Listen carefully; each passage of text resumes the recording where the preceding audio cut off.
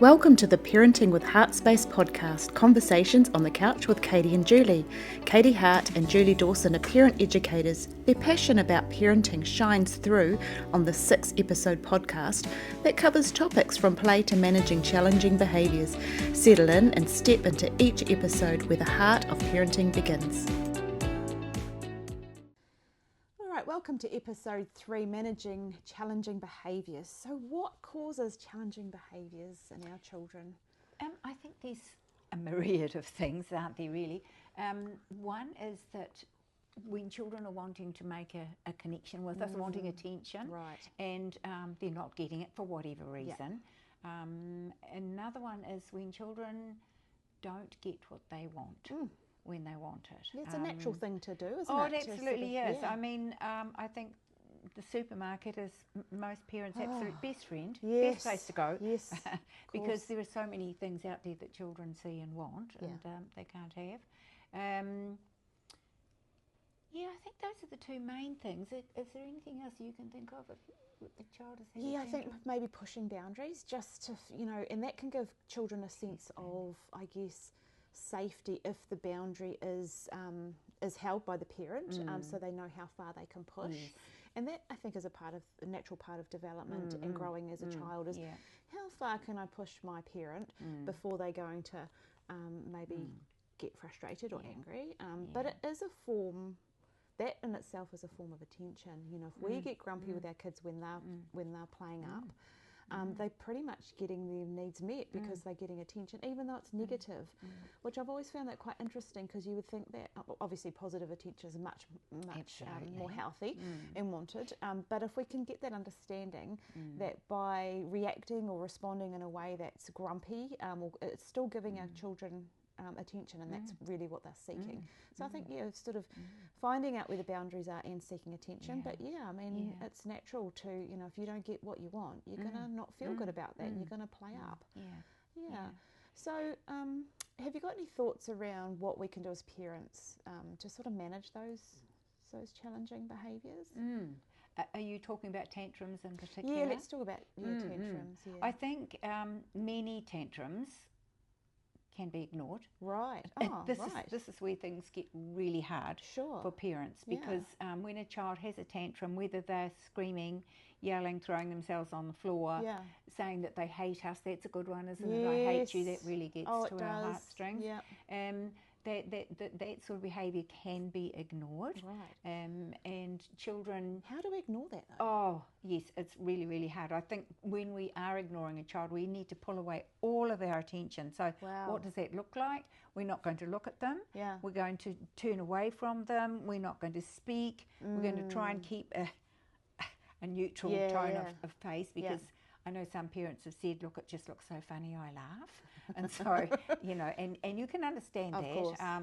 Or I want to swear, I want to yell and whatnot, but to try and just maintain your own calm state, so that they don't know they're getting to you. And the I guess the issue for parents, this is really challenging, ignoring, because the children deserve attention. They need attention. They deserve it. And when we withdraw it, it's like, oh, hang on a minute, I will have to up my game here. Oh, so the tantrum gets worse? So the tantrum gets worse before it gets better. Okay. And this is where, as a parent, we need to hold our ground. It's not exactly them against us, but it's a really good behavioural tool, I guess, to use. And so doing those things to ignore and holding on to that until the child does cease and desist, and then we come in and say, oh, I love the way you're being so calm. Okay, so some praise.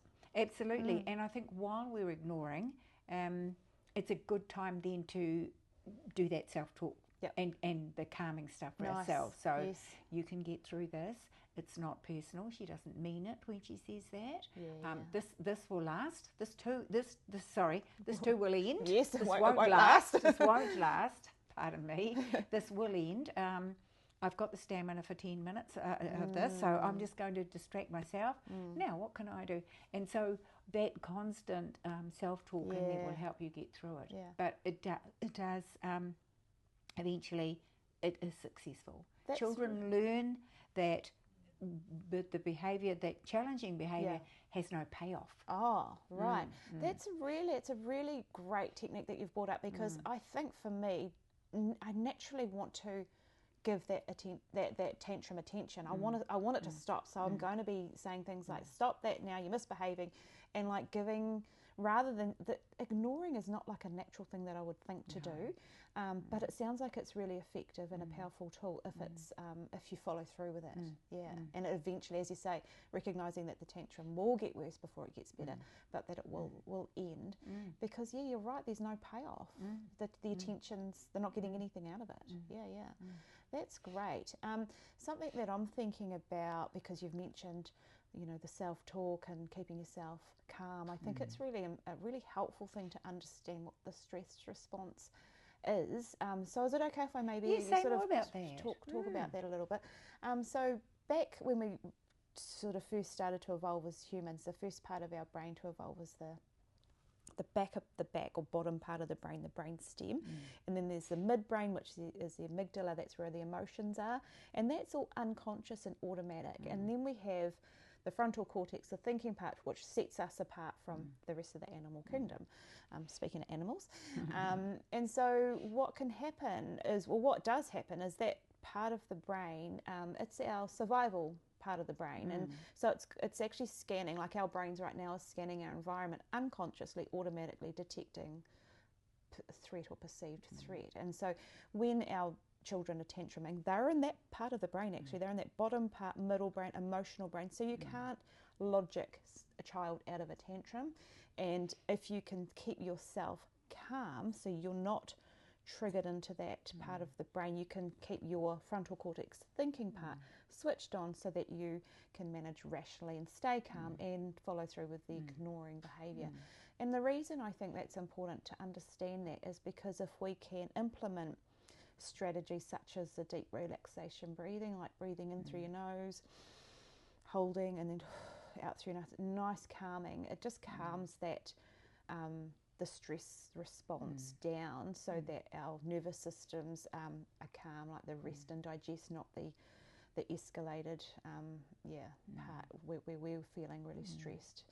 Because as you mentioned earlier, our kids pick up on that, so that just, if the kid's tantruming and we're feeling stressed, then it's going to carry on. It's going to prolong that experience. Absolutely. Yes, we need to, because it's very easy for us to react negatively to what the children are doing, the tantrum, and so we can get stuck in our amygdala. And how helpful is that going to be? Not at all. To them. Yeah, for sure. So as you say, if we can do that calming stuff, and we all have different ways that we can calm down, so that we can get into our frontal lobe and be reasonable with ourselves. What do I need to do here? Yeah, nice. But if we're not calm, we're not going to make those decisions that are going to be effective in ignoring this behaviour. For sure. Because another something I'd like to share, Katie, it's really interesting that we talk about calming a lot, don't we? But I think for some adults, they forget that children actually don't know how to calm down, and they will, when children are tantruming or say they're yelling, or they're trying to explain something and they're yelling and they're upset, and the parent or the adult will say, you need to calm down. No, calm down right now. And of course, escalation there. So what are we showing the children? We're not achieving anything. No, so it's really important. I love the way that you talked about the in through the nose. There's so many techniques. The starfish, that's another one that you can teach your children. So breathing in and holding, and then great strategies. And they not only calm this here, our amazing brain, they calm our bodies. Because you can feel it in your chest, in your tummy. Different people feel anxiety and all these emotions in different parts of their body. So I think what you're talking about is co-regulation, and I love that you brought that up, because I don't think that's common knowledge that little children, actually can't regulate themselves. They can't calm themselves. They need another calm human being to be close by, and whether that's holding them firmly or doing the breathing, or just sitting in this, next to them, just to help their nervous system settle down. Absolutely. So I love that. because there's a difference between a tantrum and that needing. Yeah, of course. And I'm not sure what the word is for that, but when a child has really lost control, and that they just need that hug to help them, as you say, that co-regulation. That's a really good point. So there is a difference between a tantrum that we're going to ignore because we want to see less of that behaviour, but then our child's distraught, upset, needing comfort. How do you tell the difference? That sounds tricky. Yeah, it is tricky, isn't it? I think like some of them are quite obvious. If a child has said, I want to go over to Johnny's house and play on the screens, talking about screens before, and you say, well, when you've done your homework, you can go to, and so they have a pack a wobbly, as the old kids call it, or if a younger child is saying, I want to have some peanut butter on toast. When we've had tea, then you can have a peanut butter on toast, but they throw themselves on the floor and have a big tantrum. An obvious tantrum. That's obvious, It's a behavioural, they're seeking attention or whatever it is. And I think the important thing, Katie, it's good that you said that, because what this brings up for me is knowing your child. And no one knows our child like us. We're the experts on our children. Of course. So we will get to know that, this is because they haven't got what's name or, what they were wanting. Yeah, that's really good. Something that I struggled with as a young parent was asking for help. So I wonder if we could have a bit of a chit chat about that and, about the importance of it and how do we do that? Because stress and depression and mental health, all those things can get in the way of asking for help. But I'm wondering if there's also maybe, again, a social pressure of we should be able to manage on our own. We live in a very individualised culture. I'm talking about westernised culture here, so Indigenous cultures, I think, do model really well it's beautiful how they work together and support each other. It is a natural thing, and I think we've maybe westernised people have been maybe trained out of that. I'm not sure. But why is that important, do you think, to be able to reach out for help? Well, it could be a very lonely place, can't it?